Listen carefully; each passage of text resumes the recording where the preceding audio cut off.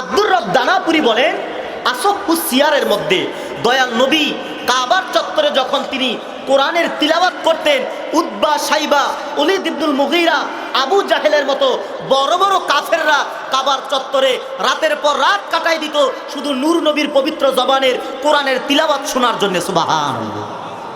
আর এখন কিছু নামদারি নাদান কাফের মুশরিক বেঈমান নাস্তিকরা কোরআন শুনতেও চায় না, কেউ শোনক সেটাও হাতে দিতে চায় না, ঠিক কিনা বলেন? মুসলমান যতদিন পূর্ব দিগন্তে সূর্য উদিত হবে, পশ্চিমে অস্তমিত যাবে, ততদিন বাংলার আকাশে ইসলাম ছিল, কোরআন ছিল, আছে, থাকবে, ঠিক কিনা বলেন? কোনো অপশক্তি তাকে দমন করতে পারবে? এই নিয়ত আছে তো ইনশাআল্লাহ? আল্লাহ আপনি কবুল করেন, পড়ি আমিন। এখন ওই সময়ে যারা নূরের নবীর নূর কদমে বসত তাদের মধ্যে একটা বিরল ঘটনা হলো, ইহুদি ধর্মের একটা বাচ্চা আমার নূর নবীর খেদমতে সময়ও দিত। পড়ি সুবহানাল্লাহ। ইহুদির বাচ্চা যুবক, সে সদা সর্বদা অপেক্ষায় থাকতো আমার রহমতের নবী, বরকতের নবী তিনি কখন মসজিদে নববীতে প্রবেশ করবে। আমার নবী মসজিদে প্রবেশ করত, ইহুদির বাচ্চা যুবক আমার নূরের নবীজির কদম মুবারকের জুতা মুবারকটাকে সে এসে হাতে নিয়ে তার বুকের সঙ্গে চাপ দিয়ে ধরে রাখত। সুবহানাল্লাহ। আমার ভাইয়েরা, শুধু বুকের সঙ্গে জড়িয়ে ধরে রাখতো তাই নয়, জুতা মুবারকের মধ্যে যদি বিন্দু পরিমাণ ধুলা লেগে থাকতো তার গায়ের জামা দিয়া ধুলাগুলোকেও সাফাই করতো। সুবহানাল্লাহ। শুধু তাই নয়, নবী যখন ওযু করতেন ওযুর পানিগুলো এগিয়ে পিছিয়ে দিত। পড়ি সুবহানাল্লাহ। ওযু করা শেষ, অবশিষ্ট যেই পানি থাকতো ইহুদির বাচ্চা যুবক ওই পানিগুলোকে পান করতো। সুবহানাল্লাহ। হঠাৎ করে একদিন সালাতুল আসর নামাজের পরে রহমতের নবী আমার সাহাবীদেরকে উদ্দেশ্য করে বললেন, ও আমার সাহাবীরা, ইহুদির বাচ্চা যেই যুবক আমি রাসূলের খেদমত করত, জুতাগুলোকে তার বুকের সঙ্গে ধরে রাখত, জুতার ধুলাগুলোকে সাফাই করত, ওযুর পানিগুলো এনে দিত, সেই যুবকটার কি হয়েছে? তাকে আজকে বেশ কিছুদিন যাবত আমি কেন দেখি না বলো? সাহাবীরা ডেকে বলল, ইয়া রাসূলুল্লাহ, ইয়া হাবিবাল্লাহ, ওগো নবীজি, সেই যুবকটা অসুস্থতার মধ্যে রয়েছে, যার কারণে আপনি রাসূলের খেদমত করতে মসজিদে নববীতে আসতে পারে না। আপনারা সবাই জানেন রহমতের নবী আমার বরকতের নবীজি, তিনার দিলের মধ্যে বড় মায়া ছিল, তিনি উম্মতের জন্য দয়ার সাগর। পড়ি সুবহানাল্লাহ। সালাতুল আসর নামাজের পরে আমার নবীজি একদল সাহাবীর কাফেলা লইয়া ওই যুবকের বাড়ির দিকে, যুবককে দেখার জন্য তার বাড়ির দিকে রওনা করেছেন। সুবহানাল্লাহ। রহমতের নবী যুবকের বাড়ির দিকে যাচ্ছেন, এই দৃশ্যটা যুবকের বাবার চোখে ধরা পড়ল। ইহুদির যুবকের বাবা ছিল ইহুদি ধর্মের অনেক বড় আলেম, মাহের পণ্ডিত ব্যক্তি, তাওরাত কিতাবের ইলম রাখত। সে নবীজিকে দেখা মাত্রই যুবকের কর্ণকহরে খবর পৌঁছে দিল, যুবক, যেই নবীজির খেদমতে তুমি সময় দিতা ওই নবীজি আমাদের বাড়িতে আসতেছে। সুবহানাল্লাহ। যুবকটা ছিল শোয়ারত অবস্থায় অসুস্থতার কারণে, তার কর্ণকহরে যখন খবর পৌঁছে গেল রহমতের নবী তার বাড়িতে যাচ্ছে, যুবকটা আর শুয়ে থাকলো না, যুবকটা বসে পড়ছে। সুবহানাল্লাহ। এটা হচ্ছে রাসূলের ক্ষেত্রে আদব। দুনিয়ার সব কিছু পরে, আগে হচ্ছে নূর নবীর ক্ষেত্রে আদব। যার আদব নাই তার ঈমান নাই, ঠিক কিনা বলেন? সেজন্য কবি কাজী নজরুল বলেছে, বিশ্ব নবীর অপমানে যদি না কাঁদে তোমার মন, মুসলিম নয় মুনাফিক তোমরা, রাসূলের দুশমন, ঠিক কিনা বলেন? মেরে ভাই, বাংলাদেশের গুটি কয়েকটা নেতা, তাদের বিরুদ্ধে কথা হইলে রাস্তার মধ্যে আগুন জ্বলে, নেত্রীর বিরুদ্ধে কথা হইলে ধর্মঘট হয়, পিকেটিং হয়, হরতাল হয়, আমরা পরিচয় দেই আমরা মুসলমান আশেকে রাসূল। অথচ 95% মুসলমানের দেশে বিশ্ব মানবতার মুক্তির দিশারি রহমতের নবীজির সম্মান নিয়ে টানাটানি হয়, মুসলমানের ঈমান জাগ্রত হয় না, ঠিক কিনা বলেন? সেই কথাটাই বাস্তব। নবীজির অপমানে যদি না কাঁদে তোমার মন, মুসলিম নয় তোমরা, মুনাফিক, রাসূলের দুশমন, ঠিক কিনা বলেন? সেজন্যে আমরা সবাই ঐক্যবদ্ধভাবে একত্রিত হয়ে একটাই স্লোগান, যদি দয়াল নবীর বিরুদ্ধে বাংলার আকাশের নিচে জমিনের উপরে কেউ বিন্দু পরিমাণ বেয়াদবি করে, মুসলমান তাওহীদি জনতা তার জবান টেনে ছিঁড়ে ফেলবে, ঠিক কিনা বলেন? সেজন্য বাংলাদেশের সরকারকে ব্লাসফেমি আইন চালু করতে হবে, ঠিক কিনা বলেন? আপনারা পাকিস্তানের দিক তাকায় দেখেন, আফগানিস্তানের দিকে তাকায় দেখেন, নবীজির বিরুদ্ধে যদি কেউ বেয়াদবি করে তাকে ফাঁসির কাস্টে ঝুলানো হয়, ঠিক কিনা বলেন? সোনার বাংলাতেও ওই আইনকে, ওই আইনের বিল পাস করতে হবে, ঠিক কিনা বলেন? আসুন আমার ভাইয়েরা, সর্বপ্রথম হচ্ছে রাসূলের ক্ষেত্রে আদব। যার মধ্যে রাসূলের আদব নাই তার সিনার মধ্যে ঈমান নাই, ঠিক কিনা বলেন? যুবকের বাড়িতে রহমতের নবীজি প্রবেশ করেছেন, সুবহান। আমার নবীজি ঘরের ভিতরে প্রবেশ করার পরে ইহুদি ধর্মের যুবক রহমতের নবীজির চেহারা পানে তাকাইয়া অজর দ্বারায় কান্না করতে লাগলো। একবার সেই যুবক নবীজির চেহারার দিকে তাকায়, আরেকবার সেই যুবক আল্লাহর আকাশের দিকে তাকায়, আরেকবার সেই যুবক ইহুদি ধর্মের বাবার চেহারার দিকে তাকায়। আমার নবী ডেকে বলল, যুবক রে, ও যুবক, কান পেতে তুমি ভালো করে শুনে নাও। বেশ কিছুদিন আমি রাসূলের খেদমতে তুমি সময় দিয়েছো, আমার উজুর পানিগুলো তুমি এনে দিয়েছো।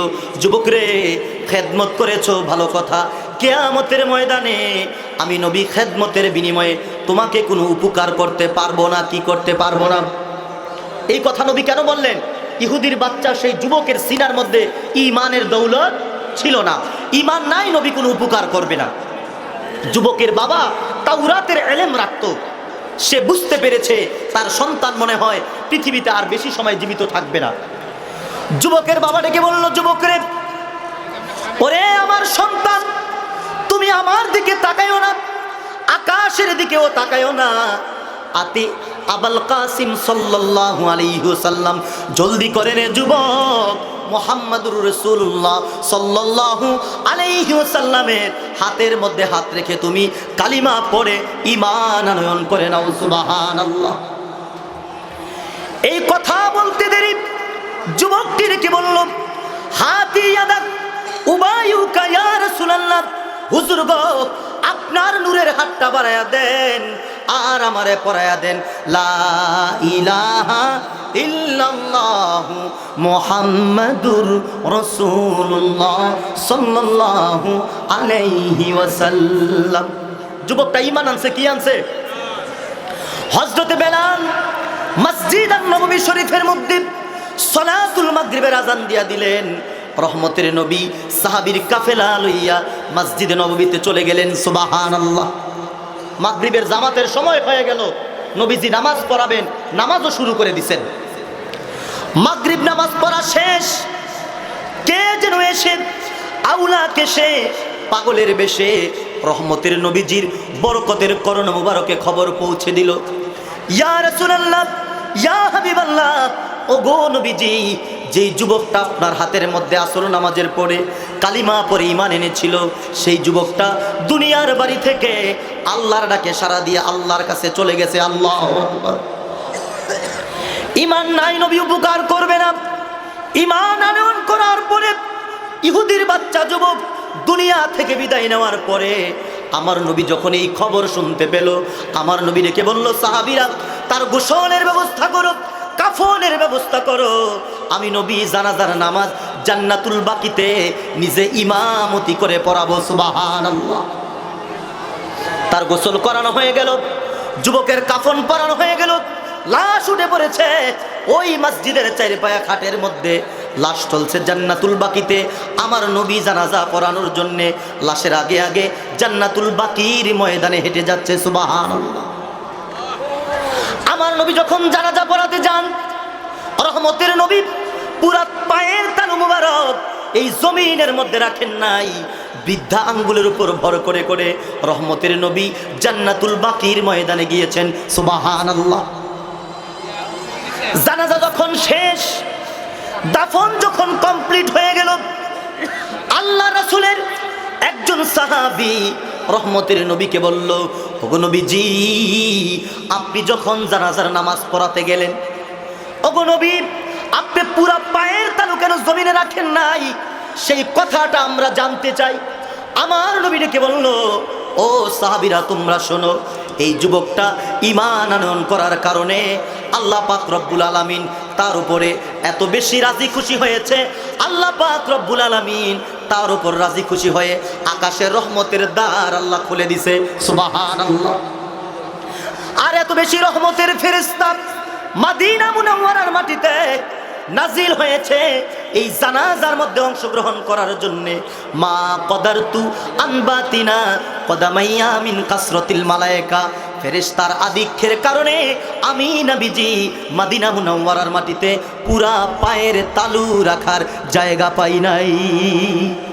এবার বলেন ঈমানের দাম আছে না নাই? ঈমানটা কি? ইমামে আজম আবু হানিফা রহমাতুল্লাহি আলাইহি বলেন, মুজাররাদু তাসদীকিন নবীজি মুহাম্মদ সাল্লাল্লাহু আলাইহি ওয়াসাল্লামকে মানার নামই হলো ঈমান। করি সুবহানাল্লাহ। আজকে অনেকে বলে আশিকে রাসূল, গলা ফাটায় ফেলে, অথচ যদি রাসূলের সম্মানে, রাসূলের ইজ্জতে যখন কাফেররা আঘাত করে, আমরা যখন তাদেরকে খতমে নবুয়তের প্ল্যাটফর্মে ডাকি তখন তারা আসে না, ঠিক কিনা বলেন? বাংলাদেশের মধ্যে সবচাইতে বড় শয়তান, কুখ্যাত, পাপিষ্ট, জাহান্নামের কুকুর হচ্ছে কাদিয়ানী সম্প্রদায়, ঠিক কিনা বলেন? এই যে আজকের এই মহাসম্মেলন তাহরিকে খতমে নবুয়ত বাংলাদেশ, তিতাস এবং দাউদকান্দি যৌথ সংগঠনের উদ্যোগের সম্মেলন। এখন খতমে নবুয়তের সম্মেলনটা কেমন? খতমে নবুয়ত মূলত কি? আব্বাসী হুজুরের জবানে হুজুর বলেন, খতমে নবুয়তের আন্দোলন সবচেয়ে বড় আন্দোলন, খতমে নবুয়তের জিহাদ সবচেয়ে বড় জিহাদ, ঠিক কিনা বলেন? নবীজির সম্মানের চাদর নিয়ে টানাটানি করে কুখ্যাত পাপিষ্ট কাদিয়ানী সম্প্রদায়। কারা? কারা? কাদিয়ানী সম্প্রদায়। তারা আমাদের নবীকে শেষ নবী হিসাবে মানে না, তারা নিজেরাই মিথ্যা নবুয়ত দাবি করে, পড়ি নাউযুবিল্লাহ।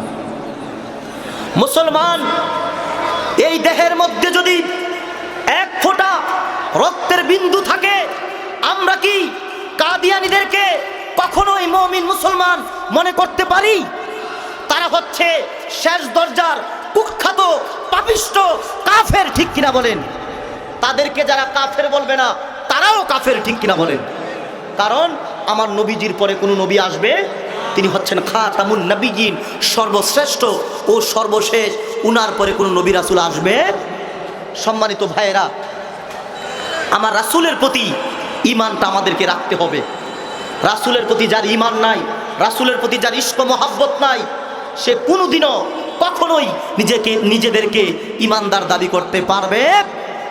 সেজন্যে রহমতের নবীর শানে কোনো প্রকার কোনো ধরনের বেয়াদবি করা চলবে না, ঠিক কিনা বলেন? নবীজির শানে আপনি যদি আল্লাহর ইবাদত করে থাকেন, আল্লাহর কাছে সাহায্য চেয়ে থাকেন, সিরাতে মুস্তাকিমের পথে চলতে চান, আপনি যদি এই পথের পথিক হন, তাহলে নবীজির ক্ষেত্রে শব্দ চয়ন করার ক্ষেত্রে খুব সতর্কতা অবলম্বন করতে হবে, ঠিক কিনা বলেন? অনেকে বলে নবীজি আমাদের মতো, নবীজির শানে মতো শব্দ ব্যবহার করা বেয়াদবি, ঠিক কিনা বলেন? নবী আমাদের মতো নয়। আবু বকর, ওমর, উসমান, আলী রাদিয়াল্লাহু তাআলা আনহুম, উনাদের মতো সাহাবীরা বলেছে, ক্বালু লাসনাকা হাইআতিকা ইয়া রাসূলুল্লাহ, হে রাসূল আপনি আমাদের মতো না, আমরা আপনার মতো না। পড়ি সুবহানাল্লাহ। আবু বকরের মতো সাহাবী, ওমরের মতো সাহাবী, ওসমান গনির মতো সাহাবী, আলী রাদিয়াল্লাহু তাআলা আনহুর মতো সাহাবী, তারা যদি বলে নবীজি আপনি আমাদের মতো না, আমরা আপনার মতো না, আমি আপনি কি বলতে পারি নবীজি আমাদের মতো? নবীজিকে যদি আমাদের মতো মনে করি, আমরা সঙ্গে সঙ্গে বেঈমান হয়ে যাব, ঠিক কিনা বলেন? সেজন্যে নবীজির ক্ষেত্রে কথা বলতে খুব আদব দরকার। কি দরকার?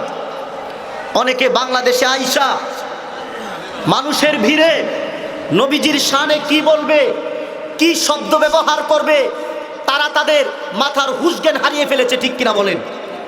নবীজির শানে এমন কিছু শব্দ ব্যবহার করে, শব্দ ব্যবহার করতে দেরি তার ঈমান চলে যেতে দেরি হয় না, ঠিক কিনা বলেন? নবীজিকে অনেকে বলে কাউবয়। কি বলে? নবীজির শানে কি এই শব্দ মানানসই? যারা এই শব্দ ব্যবহার করবে তারা শেষ দরজার বেয়াদব, ঠিক কিনা বলেন?